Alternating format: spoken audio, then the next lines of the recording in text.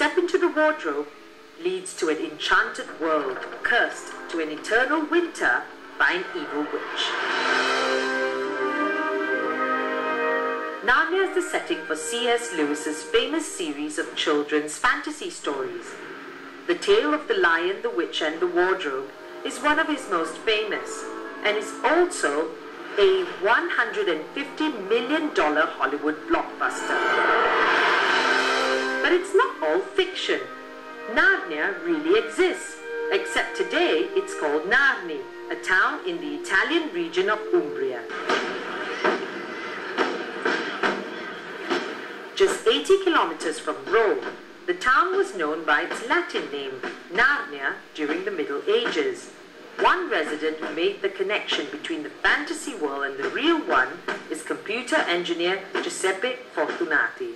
Io mi trovavo a New York intorno al 2000 e per un congresso che I was in New York in 2000, representing Italy at ThinkQuest, which is a type of Internet Olympics. avevo il mio cartellino. I had a badge with my name, Giuseppe Fortunati, from Narnia, Italy, on it.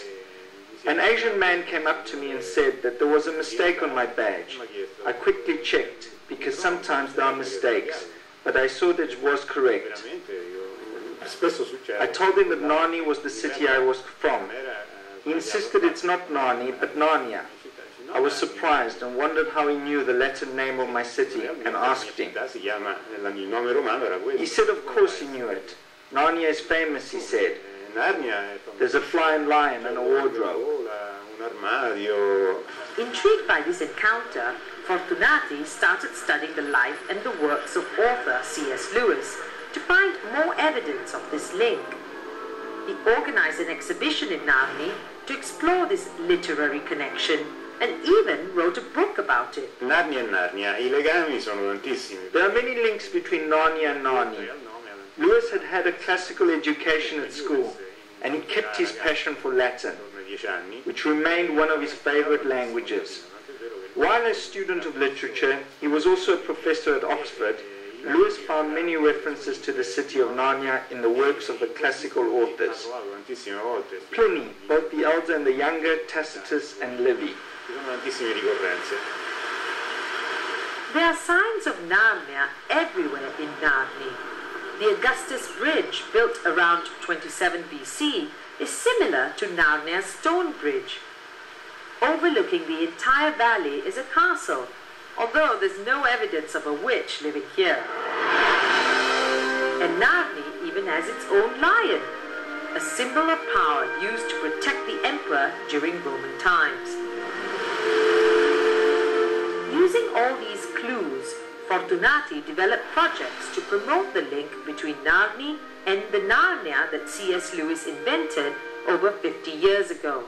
There are many projects underway. Among them there's one which ends in 2010 for a mural of fairy tales which will involve thousands of people from all around the world who will draw imaginary scenes linked to fairy tales on a bedsheet, which will then be sent here. This way Narnia will become the fairy tale drawing capital of the world.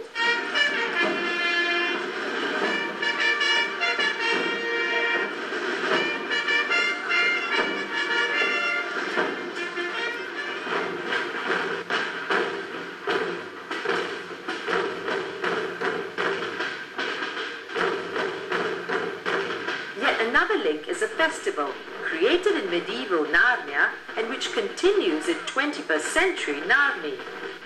Every year the city's residents dress in traditional costumes and march through the city's historic center. The highlight is a contest in which young riders try to run a spear through a ring. It's ancient and impressive, although this year it rained. Maybe the witch is to blame. This is ADN Cronus International for Metro TV.